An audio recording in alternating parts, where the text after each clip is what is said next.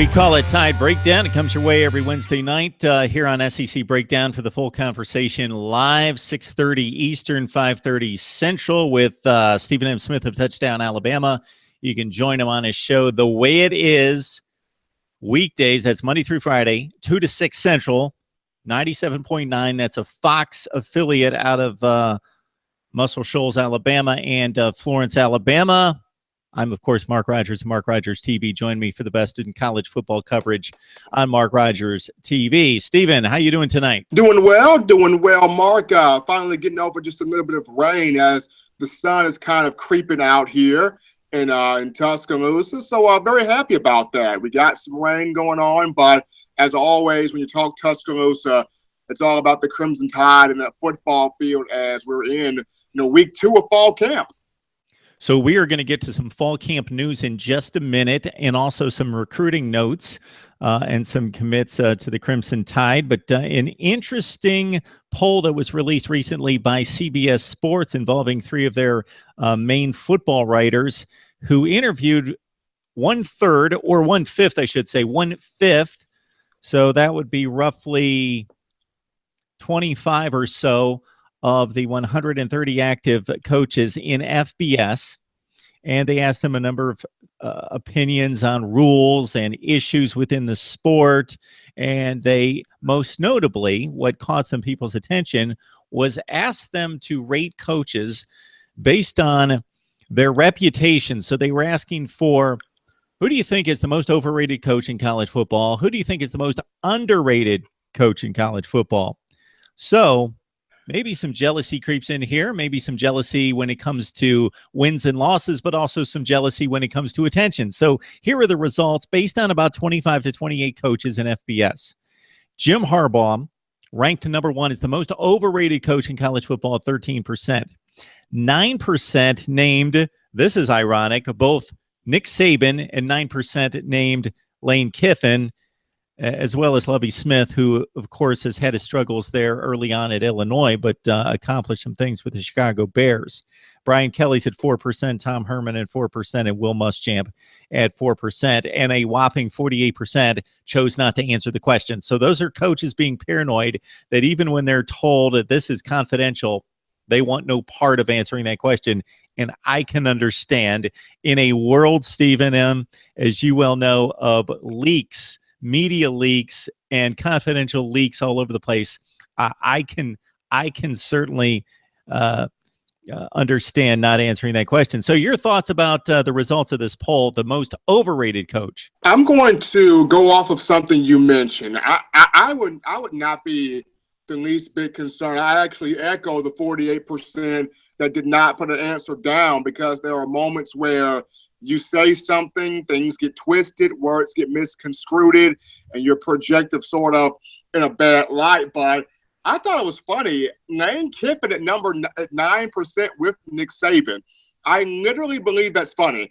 Lane Kiffin, to me, a good offensive mind. You can't tell me this guy cannot put together strong matchups on the field.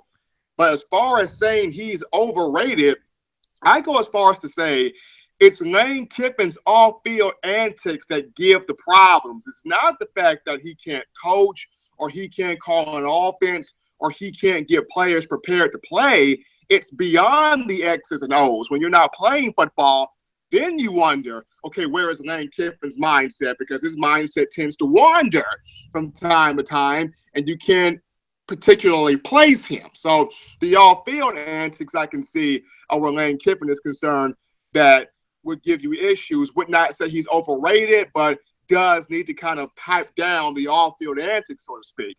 Going to Jim Harbaugh, I can see it, but still, Jim Harbaugh's trying to pump up a Michigan program. Let's be honest. He's trying to pump up a Michigan program that hasn't had that much pump since Lloyd Carr. Brady Hoke was there, and Brady Hoke, good recruiter, but could not really pump up and market that program. When you look at Jim Harbaugh, he's marketing the program. Whether it's the crazy satellite camps or him wearing different jerseys, him bringing the fire, the energy, him taking shots at coaches and other programs and other fan bases, and all of the trolling that he does from time to time. At the end of the day, he's marketing Michigan. And that's the number one reason why the Wolverines brought him to Ann Arbor, the big house up there, the maize and blue, is to market that program. And that's what Jim Harbaugh is doing. When you talk Nick Saban, the proof is in the pudding. He wins. Now, his disciplinary tactics, I sometimes don't agree with, but Nick Saban wins. He wins football games. He wins national championships.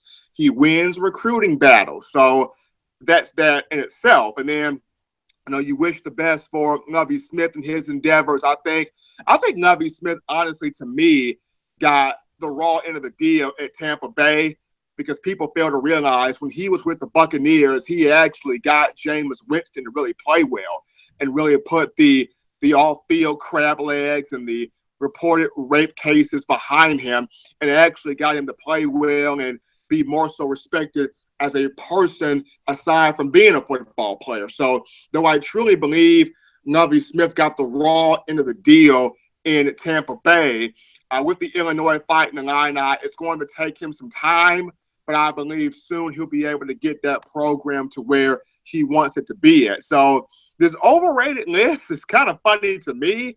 Lane Kiffin is the on-field issues that give me trouble. Jim Harbaugh, I get it. He's a big mouth, but he's marketing the program. And when you're paying this man $8 to $9 million, if I'm not mistaken, you expect him to market the program, not just on the field, but also in different sessions with the media. Nick Saban, the guy wins. Once again, his disciplinary tactics sometimes aren't what I want him to do. But once again, I'm not Nick Saban, nor am I the president or the chancellor of the University of Alabama. And then Lovie Smith, it's going to take him some time. Stephen M. Smith talking Tide with myself, Mark Rogers TV, every Wednesday night. We call it Tide Breakdown. You can join us on SEC Breakdown. Also, just look up Mark Rogers TV on iTunes and on Podbean, and also Stitcher, and the individual segments of Mark Rogers TV. So what strikes me funny about this, was the irony of Lane Kiffin and Nick Saban tying at 9%. Now, Lovie Smith, let's consider that he reached the pinnacle of the NFL, meaning the Super Bowl, with probably one of the 3 or 4 worst quarterbacks to ever play in a Super Bowl, Rex Grossman. So he was able to reach the pinnacle against Peyton Manning and company, and really didn't have much of a fighting chance in that game. Didn't have much offensive personnel, but developed one of the top defenses in the league in Chicago, and did so as a coordinator before that. So Lovie Smith, we'll wait and see what he's able to do in Illinois. It's going to be difficult for him to win in the Big Ten at that program, but if he can somewhat consistently get to bowl play and win 7 or 8 games, that would be a tremendous accomplishment. Jim Harbaugh, is gaining all sorts of attention for his antics.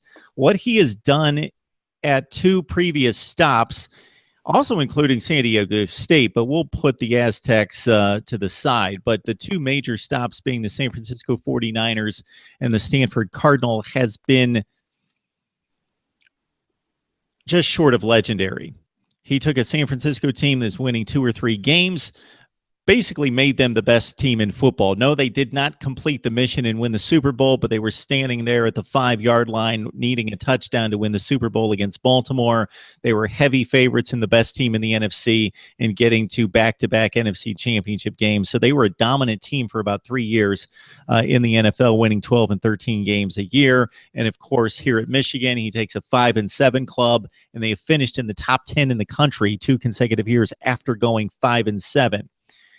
Okay, Lane Kiffin, I think this is all about attention. I don't think he's necessarily overrated as a coach. I think people are rubbed the wrong way about all the attention he gets. Nick Saban, yes, it would be interesting if we could go into a lab, Stephen, and we could take an Urban Meyer or a Nick Saban, guys that are just considered to be magicians that touch any program and can make it work and build a champion, and send them to Iowa State for a season. It would just be fascinating to see Nick Saban go to Iowa State or go to Oregon State, see what he could do. And I bet that he would have a major impact. No. Would they compete for a conference championship? No, they just don't have the talent. And you need the talent. You need the horses on the field. But Nick Saban is just an exceptional coach. I think it's been proven in 3 or 4 stops as a coordinator, and of course winning a national championship at LSU when, as you well know, LSU in 2000 was not the LSU that we know today as an elite program. It was barely just over a 500 program in the 10 or 15 years preceding Nick Saban. Last point I'll make, Stephen, before I know you want to jump on here, is that I have an issue when you talk about using the word rated. So what your perspective is on what people's rating or their perspective on a particular player or coach may be different than mine. So, for example, if we're just simply asked who's the best quarterback in the SEC, well, we're simply choosing the best quarterback in the SEC. But when we're trying to determine what do other people feel about this person, and are they rated correctly, or are they overrated or underrated? Well, that's based on my little slice of perspective on what I think other people are rating an individual. So I have an issue with that that terminology to begin with.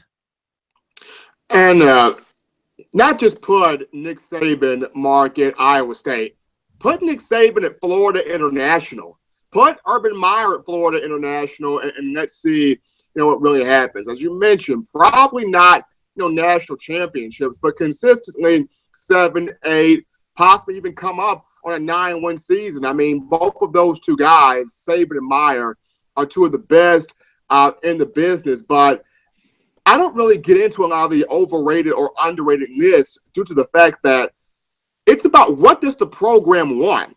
When you're hired as a coach, what does your president, your chancellor, your athletic director, what do they want from you? What are the goals set up for you? And for a lot of programs, yes, the goal is win 12, 13 games a year, win a conference championship, compete for a national title. That's the goal for some programs. But then you have others that go, well, we're not at that stage yet. We're not at that plateau yet. We're not at that, echelon yet. Just, win 7 to 8 games a year, get us some notoriety, put us in a couple bowl games, help a couple of our kids, graduate, get degrees, and then we'll go from there. So for a lot of these programs, the athletic directors, the presidents, the chancellors, they have their own set of goals that they want the coach to follow. And it's about what is the need of your program?